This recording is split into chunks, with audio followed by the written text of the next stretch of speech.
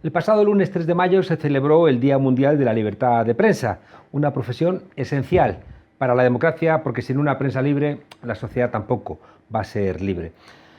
Aquí se celebró invitando a votantes declarados de Díaz Ayuso, como Sabater o Vargas Llosa. Lo decía el Roto también en un chiste, 150 canales y todos son el mismo.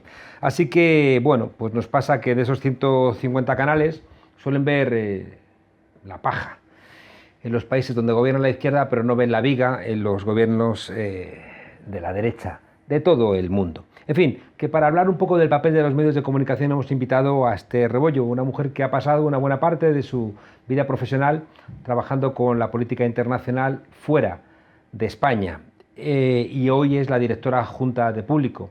Y qué mejor que recurrir a una mirada de fuera a ver si entendemos qué nos pasa dentro. Esther, muchas gracias por acompañarnos. Hola, Juan Carlos, gracias por la invitación. Oye, ¿el periodismo es el cuarto poder o ya es el poder que controla a los otros tres? Pues no lo sé, yo creo que son poderes simultáneos. Yo creo que el auténtico poder es el poder económico y es el que maneja a todos los demás. Maneja al poder político, maneja por supuesto al poder de los medios y termina manejando de alguna manera con las políticas de comunicación y con las grandes estrategias a la sociedad en su conjunto. Esa es la situación en la que nos encontramos y no solo aquí en España. Yo pienso que esto es una tónica bastante global. En las elecciones del 4 de mayo hemos visto cosas insólitas, por lo menos a mí me parecen insólitas, que es directamente periodistas o incluso presentadoras, ¿no?, insultando directamente a uno de los candidatos. A mí me ha parecido que el papel de la prensa española en su conjunto, y quiero hablar en estos términos de prensa española en su conjunto porque, como bien has dicho, he pasado muchos años de mi vida trabajando en el exterior y cuando he llegado a España quiero ver España como si fuera una marciana, como si no fuera de aquí. Y entonces me encuentro muchas curiosidades que como periodista me llaman la atención, curiosidades que se empiezan a normalizar. Lo he visto en otros países, pero ahora hacerlo en tu propio país es un ejercicio de observación. Por ejemplo, me parece que la prensa española ha sido tremendamente injusta con algunos candidatos, con algunas propuestas, con algunos partidos, y ha habido una especie de cargamontón innecesario. Esa injusticia creo que se debe a que no se le ha dado el mismo tratamiento en los términos en los que tú bien explicas, de insultos, acosos, escenas grotescas contra algunos de los candidatos. Si nos centramos, por ejemplo, solo el día de la votación, el acoso que sufrió Irene, pues no sé, en el momento en el que fue a ejercer su voto. Y la prensa general, en vez de reparar en que eso puede ser incluso una violación a la democracia, lo cuentan como si fuera una anécdota. Yo creo que algunos candidatos, y no estoy hablando de Irene como candidata, simplemente es una ministra, que es todavía incluso más importante, pero lo hemos visto con Pablo Iglesias, por supuesto, y bueno, el desenlace lo conocemos. La sociedad tiene derecho a elegir libremente un candidato, una opción política. Nos pueden gustar unos candidatos o no, pero ya la maldad maquiavélica en la que a veces se maneja desde los medios de comunicación grandes, globales, los más poderosos, a ciertos candidatos son para hacérselo mirar, porque estamos muy fuera de lo que es la libertad de expresión y la honestidad. Claro, pero cuando les reprochas este tipo de comportamientos, ¿no?, que se alejan de lo que debe ser el comportamiento de los periodistas, ya no sé las veces que hemos tenido que repetir que el trabajo de un periodista no es dar paso a uno que dice que llueve y a otro que dice que no llueve, sino abrir la ventana y ver si llueve o no llueve y por tanto canalizar la información en esa dirección, o que tú no eres un buen periodista si en una noticia dices el rabino de Varsovia dice que están exterminando a los judíos, Goebbels lo desmiente, ¿no? Claro, cuando le criticas estas cuestiones dicen que es que estás yendo en contra de la libertad de expresión. Bueno, yo creo que es precisamente lo contrario. Yo creo que la libertad de expresión es precisamente ser crítico. La prensa debe ser crítica, y debe ser crítica, pues si quiere, con todos los candidatos, pero de ser crítica a matizar o a exponer hechos a insultar, a denostar a candidatos directamente y proteger a otros de alguna manera, yo he visto más ataques contra candidatos por cuestiones banales que denunciar mentiras que han dicho otros en estas últimas elecciones celebradas en Madrid. Y la tristeza es que esto empieza a normalizarse. Y termina ganando una opción política que lo hemos contado en público y no porque lo hayamos contado nosotros, creo que la prensa internacional también lo ha resaltado. Ha sido una campaña política marcada por las mentiras por parte de algunos de los partidos que, bueno, por supuesto del partido ganador y de algunos de los aliados del partido ganador. Han sido unas fake news que se han desmentido pero han quedado en el imaginario de la sociedad. Déjame preguntarte algo al respecto. Cuando se desmienten, porque nos encontramos con que hay empresas en donde se producen bulos y los presentadores no los frenan, y luego hay como subempresas dentro de esa empresa que se dedican a contar los bulos, ¿no? Y yo no sé si cuando tú desmientes los bulos, no sé si realmente lo estás desmintiendo o estás amplificando ese bulo. Pues sí, se pueden hacer unos análisis profundos de cuáles son los intereses finales de cada empresa periodística. Pues evidentemente hay veces que las grandes corporaciones mediáticas tienen varias patas pues para llegar a distintos sectores de la sociedad y ganar audiencias, y también, bueno, pues parecer que con una pata eres de una tendencia y con la otra pata eres de otra tendencia, y de esa manera aglutinas a un mayor número de audiencias y por tanto de seguidores y por tanto de adeptos, ¿no?, a tus programas o a tus...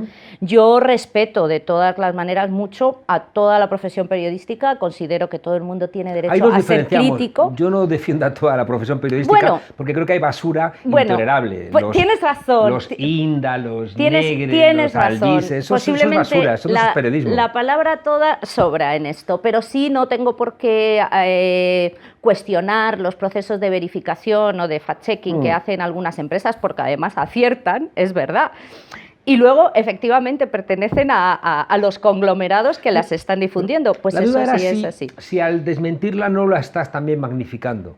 Bueno, yo pensaría... Fíjate, yo pensaría... Como las rectificaciones, que son en chiquitito y no... Pero yo pensaría que no, yo creo que hay que verificar, demostrar que la mentira es mentira.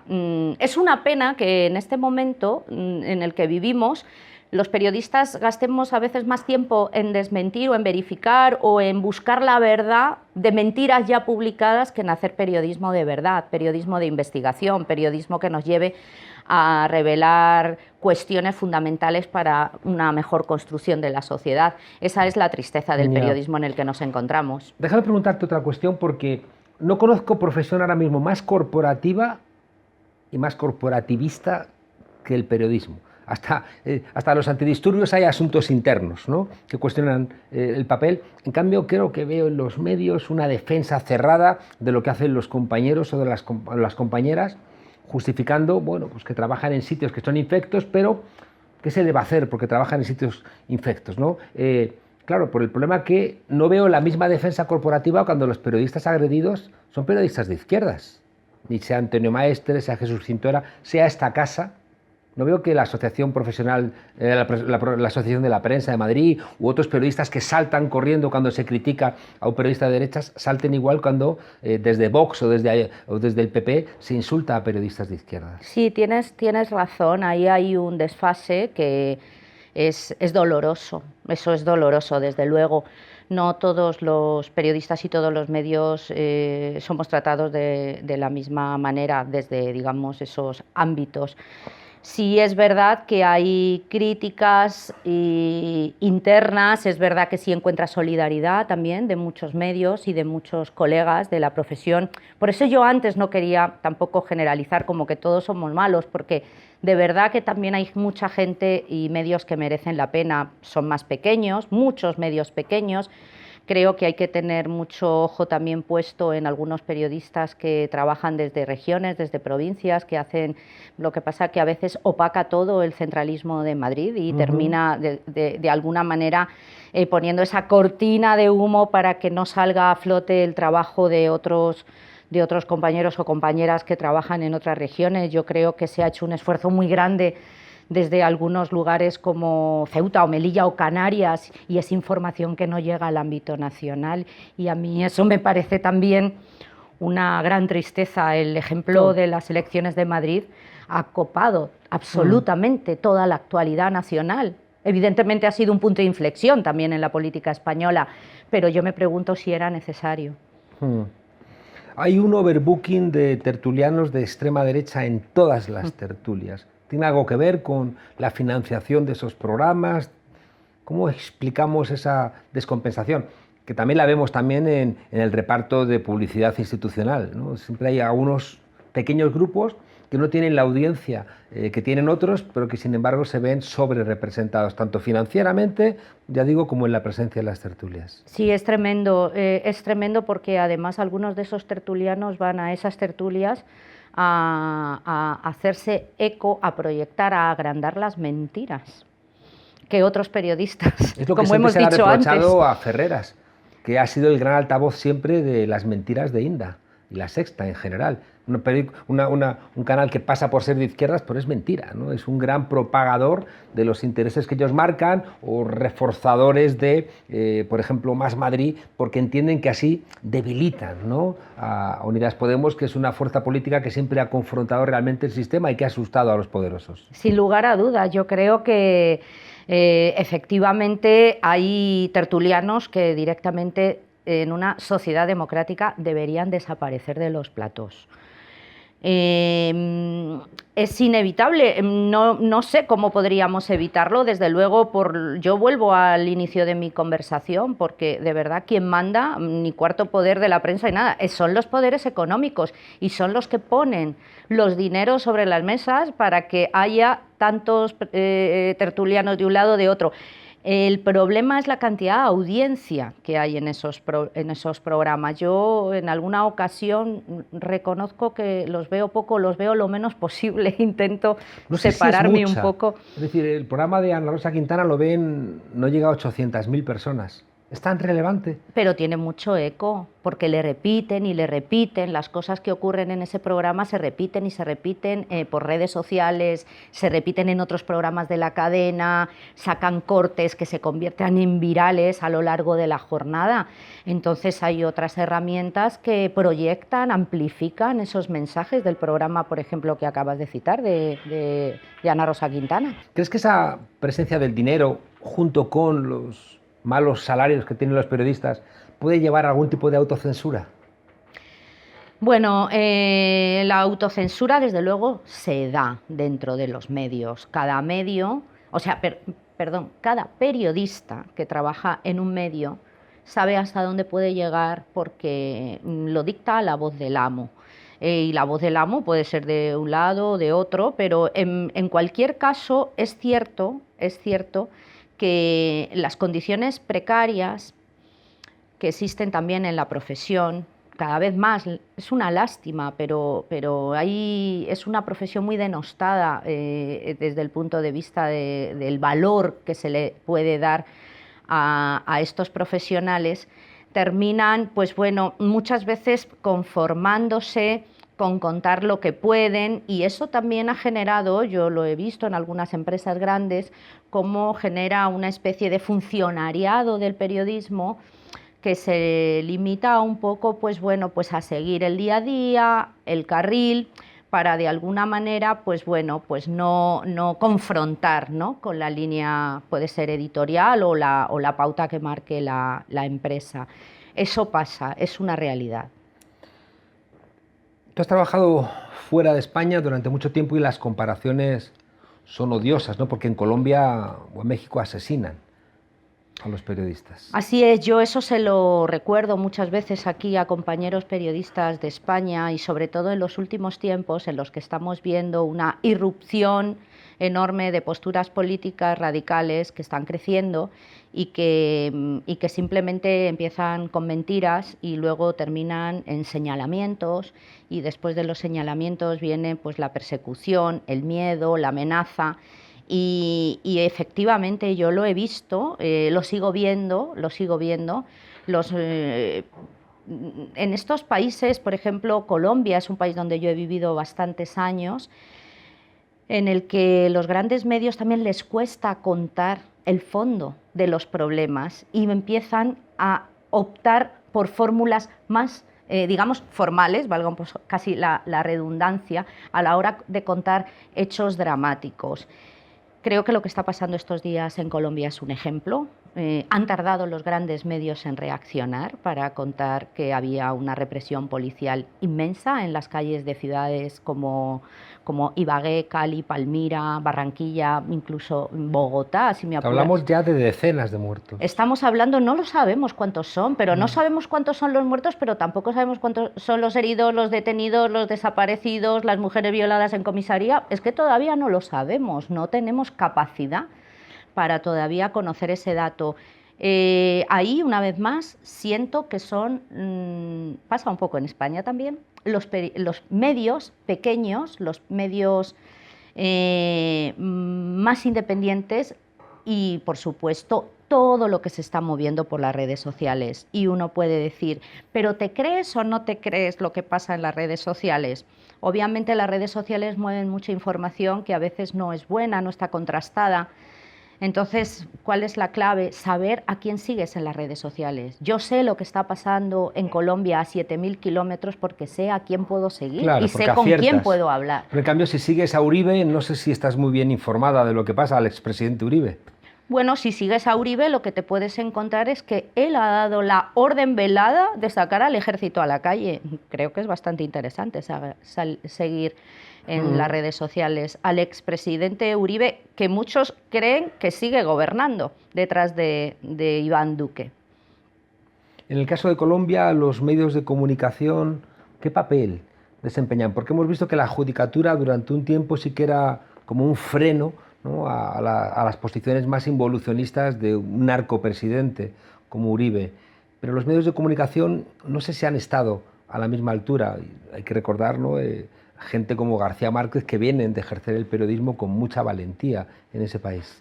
Es una paradoja Colombia en todo. Colombia tiene grandes periodistas, grandes reporteros, pero esos grandes periodistas y reporteros están en las zonas difíciles, donde tiene muy poquito impacto la información que cuentan, porque no se la recogen los grandes medios. Los grandes medios colombianos, en su mayoría, están en manos de familias económicas, de las oligarquías colombianas, que tienen, no sé, de pronto toda la industria de la bebida de gaseosas o toda la industria de cualquier otro sector, o de la banca.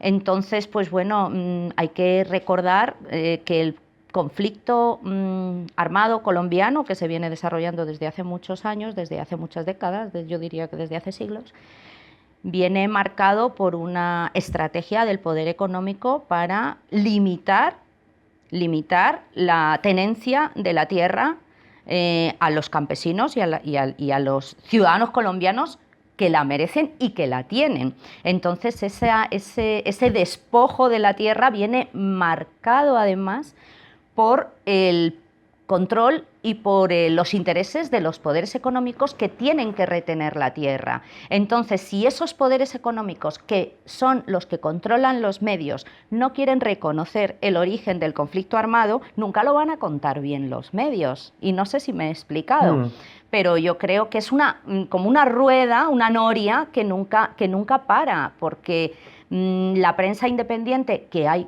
buenos medios colombianos independientes, lo están contando o lo intentan contar de otra manera.